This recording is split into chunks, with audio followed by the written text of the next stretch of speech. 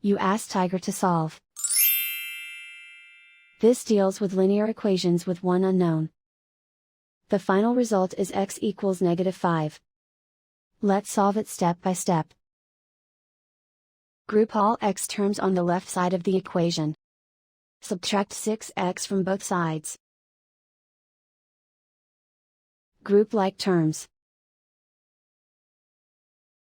Simplify the arithmetic. Group like terms. Simplify the arithmetic. Group all constants on the right side of the equation. Add 1 to both sides.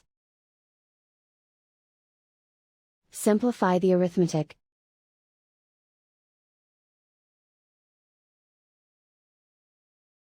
Isolate the x. Divide both sides by 3. Simplify the fraction. Find the greatest common factor of the numerator and denominator. Factor out and cancel the greatest common factor. And so the final result is x equals -5.